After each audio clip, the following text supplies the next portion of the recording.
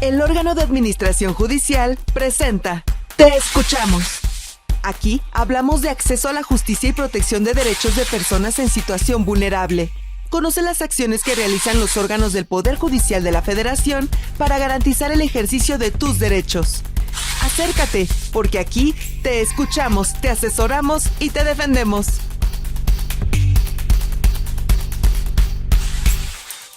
México es un país pluricultural. Tenemos 68 pueblos originarios que se rigen por sus usos y costumbres. ¿Qué sucede cuando estos usos y costumbres colisionan o tienen que convivir con otras normas, las normas que establece el Estado? Precisamente hoy vamos a hablar de pluralismo jurídico. Y para eso está con nosotros el doctor Orlando Aragón Andrade. Bienvenido, doctor. Muchas gracias por la invitación. El doctor está en la Dirección General del Centro de Estudios Constitucionales de la Suprema Corte de Justicia de la Nación, ¿cierto? Así es, ahí estamos. Pues qué bueno que nos acompañas para platicar sobre un tema que sin duda es muy interesante porque lo que viven las comunidades indígenas a veces no es completamente comprendido, ¿cierto? Platícanos para empezar, ¿cuántos pueblos originarios? Mencionaba yo 68, pero ¿la cifra exacta o cuántas lenguas se hablan? Sí, bueno, es una situación abierta, ¿no? Vamos a decirlo así. Conforme se ha ido visibilizando y reconocimiento se ha ido avanzando en el reconocimiento de los derechos de los pueblos, más mexicanos, más mexicanas se han autoidentificado y han recuperado, digamos, ese orgullo, ese valor para decir somos pueblos, somos comunidades, y entonces el número ha ido variando. También conforme los instrumentos que dispone el censo poblacional, también esta percepción o este número también se ha ido modificando, ¿no? De tener una realidad en la que en la década de los 90 parecía que estábamos hacia una disminución grave de las poblaciones, de las comunidades, de los pueblos originarios en cuanto a cantidad, con los años y con las décadas y sobre todo con el reconocimiento de sus derechos ha venido incrementando. Entonces hoy hablamos de 67, 68 pueblos originarios con centenas de comunidades indeterminadas, o no calculadas completamente, ¿no? Que ahora el INPI ha estado intentando hacer un esfuerzo de hacer un catálogo, pero que también es un número abierto. Y por supuesto, dentro de esas 68, 67 pueblos originarios, una diversidad de variantes de esas lenguas originarias, que también pues son muchas, ¿no? Platícanos de los usos y costumbres. ¿Qué debemos entender cuando se habla de esto? Y si es correcto aún mencionar usos y costumbres. Sí, bueno, nuestra Carta Magna habla de sistemas normativos, se habla también de sistemas jurídicos, un poco con la intención de estigmatizar la idea de los usos y costumbres como algo prehispánico, como algo inmutable, como algo del pasado, ¿no? Lo cierto es que los derechos que funcionan en los pueblos, en las comunidades, son mutables, se adaptan, cambian, se transforman, también como el derecho estatal. No es una cosa o no son prácticas asociadas con un pasado prístino, precolonial, etcétera, sino por el contrario tienen una plasticidad, una movilidad muy importante. Entonces por eso ahora se habla de sistemas normativos, sistemas jurídicos u otras denominaciones. En la antropología hablamos de justicias indígenas, por ejemplo, ¿no? Que intentan reivindicar este carácter dinámico de los derechos de los pueblos. Eso no quita que en la mayoría de las comunidades, la propia gente de las comunidades se refiera como usos y costumbres a lo que hacen ellos, ¿no? Sin embargo, obviamente para ellos no tiene esto un contenido, digamos, que lo ate a un pasado que no se transforma, ¿no? ¿Frente a qué estamos cuando hablamos de usos y costumbres, sistemas normativos, etcétera? Pues ante una situación en la que las propias comunidades indígenas y afromexicanas también generan, crean, reinventan prácticas, instituciones, ideas y normas de justicia y de derecho.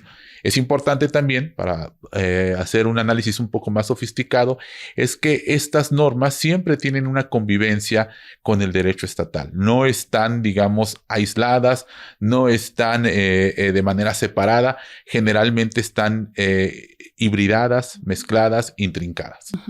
¿Qué sucede cuando estos usos y costumbres o estas normas que tienen en los pueblos originarios chocan, digamos. Y me gustaría que nos pongas un ejemplo, quizás, ¿no? Sí. De algún caso que tú hayas, al que le hayas dado seguimiento cuando estabas en el Laboratorio de Antropología Jurídica del Sí. Estado, allá en Morelia, ¿no?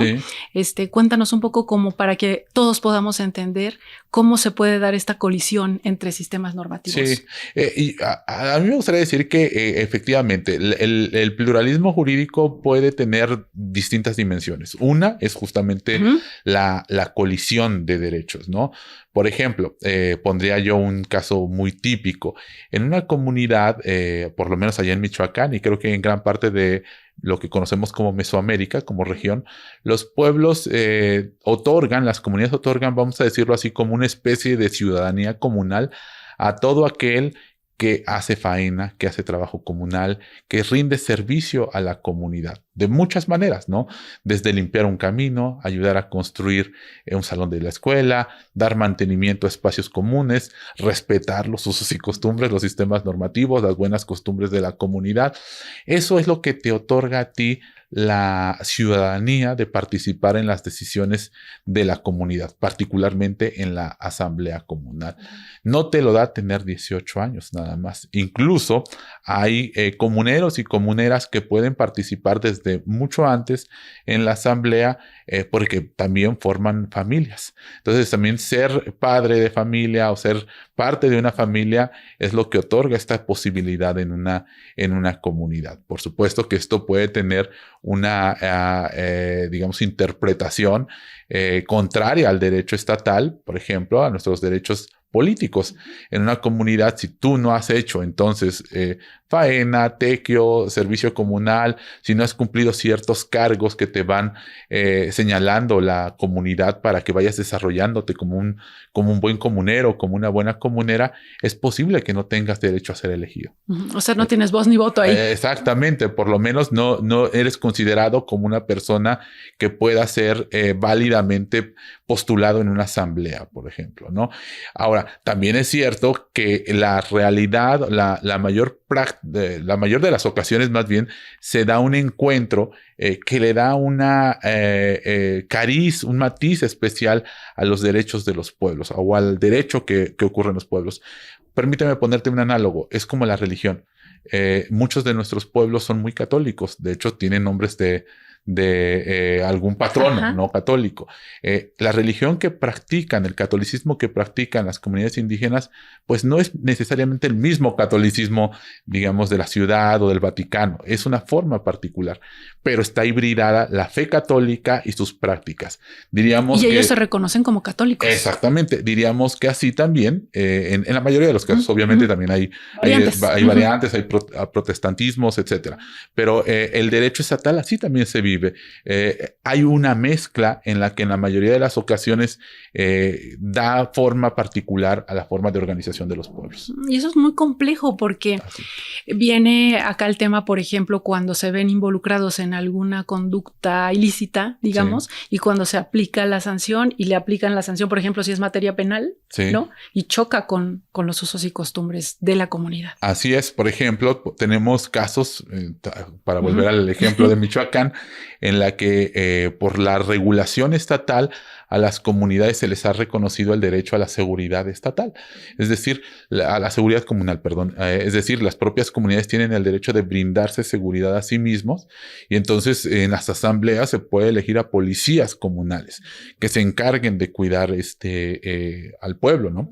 En muchas ocasiones pueden darse circunstancias en donde en cumplimiento de esa función puedan ser acusados de una conducta delictiva, por decirlo de alguna manera, o que vulnere los derechos de otras personas y puedan ser acusados de algún tipo, de algún delito, ¿no?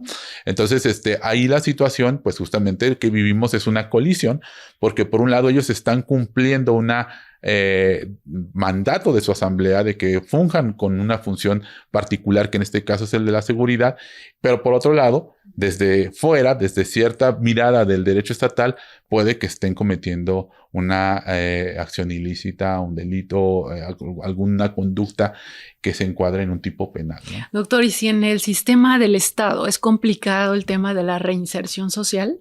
pues aquí doblemente, ¿no? Porque quizás cuando ellos regresan a su comunidad, si es que los condenan, los privan de la libertad, ¿cómo se vuelven a integrar a la comunidad? Sí, es difícil y por eso también justamente en las comunidades indígenas muchas veces se prefiere que sean juzgados ahí mismos, ¿no? Evidentemente esto varía dependiendo de la gravedad del delito, ¿no? Si son delitos menores o lo que se consideraría delitos menores, muchas veces las propias comunidades tienen sanciones que intentan corregir esas conductas, más que punir, encarcelar, castigar, buscan corregir la conducta de las personas. Por supuesto, también hay conductas, delitos graves que las propias comunidades dicen que el Estado sea quien sancione, quien determine y quien regule. Entonces, creo que tenemos esas dos miradas. Por un lado, también las comunidades intentan hacer esa reinserción, esa justicia restaurativa, como le llamamos ahora, pero también es selectivo, vamos a decirlo así, en los casos que se puede hacer. Y mencionabas que hay como dos vertientes, no solamente el tema de la colisión, ¿no?, entre dos sistemas normativos, sino que el pluralismo jurídico también abarca otras cosas. Sí, yo creo que, por ejemplo, lo que nosotros estamos viendo de transformaciones ahora en la Suprema Corte, en el país mismo con los derechos de autonomía y de autogobierno, el encuentro del derecho estatal, de los derechos fundamentales, de los derechos humanos reconocidos en nuestra Constitución, con las prácticas, las ideas de justicia que tienen las comunidades indígenas, van generando una nueva institucionalidad, incluso a veces nueva democracia, ¿no? En el ámbito, por ejemplo, del Tribunal Electoral del Poder Judicial de la Federación, ya hablamos de democracias comunales, ¿no? Entonces hablamos de una demodiversidad. Pero también en el caso, por ejemplo, de los gobiernos locales, hay municipios que se gobiernan por usos y costumbres. Y justamente esto es posible por el encuentro de distintos derechos, ¿no? El municipio, pues como un órgano, un nivel de gobierno tradicional del derecho constitucional, etcétera, pero vamos a decirlo así, con una característica singular que le dan las comunidades indígenas. Entonces esto creo que es importante porque muchas veces en el encuentro de estos dos derechos también se pueden generar alternativas, innovaciones, transformaciones a nuestro sistema jurídico. Yo diría, por ejemplo, lo más reciente, el derecho de la naturaleza. Hoy en México es uno de los grandes temas, en el México y en el mundo, si la naturaleza tiene derechos, no las personas sobre la naturaleza, ¿no? La propia naturaleza. Y eso es un tema que los pueblos originarios han innovado desde las constituciones de Bolivia y de Ecuador. Y porque han ido dando esta lucha por la defensa, ¿no?, de un medio ambiente sano, que lo consideramos. Doctor, un poco para concluir nuestra charla, me gustaría que nos compartas tu opinión sobre la perspectiva que tienes, ¿no?, con toda la experiencia que tienes de tratar con pueblos y comunidades indígenas, de ver muy de cerca la problemática y cómo van resolviendo. ¿Cómo ves el tema del pluralismo jurídico? ¿Qué hace falta? Todos los operadores del sistema jurídico deberían estar muy empapados con ese tema, ¿no? Sí, yo creo que es importante un tema o un pendiente viejo, ¿no? Ser consciente de esto, interesarse un poquito más en que vivimos en un país en donde, así como existen muchos pueblos, muchas culturas, muchas lenguas, también existen muchas formas de concebir el derecho, el orden y la justicia. Y creo que eso, lejos de ser un problema, es una potencialidad, ¿no? Yo creo que desde mi perspectiva, la parte más importante de esa diversidad cultural es lo que nos puede enseñar para repensar y superar algunas de las limitaciones de nuestro sistema de justicia, de los propios derechos humanos. Hoy hablamos de descolonizar los derechos humanos porque en principio muchos de estos fueron concebidos desde realidades ajenas a las que vivimos, ¿no? Desde Europa, desde Estados Unidos, etcétera, cosa que no está mal en absoluto, por supuesto que han servido para muchas cosas en nuestros países, pero que también a veces están muy distantes de la realidad que vivimos y más de la que viven los pueblos originarios. Entonces, este pluralismo jurídico, estas formas de entender también la justicia, la dignidad humana, etcétera, nos permiten también aterrizar mejor el contenido de los derechos humanos y dignificar verdaderamente la humanidad, que es lo que se busca, y la humanidad en un sentido plural, en un sentido abierto. Bien, pues muchas gracias por habernos acompañado y por compartir esta reflexión. Gracias, Verónica, por la invitación. Gracias. Gracias también a ustedes por seguirnos, por su atención. Recuerden que nos pueden visitar y seguir en las redes sociales del órgano de administración judicial. Soy Verónica González. Hasta la próxima.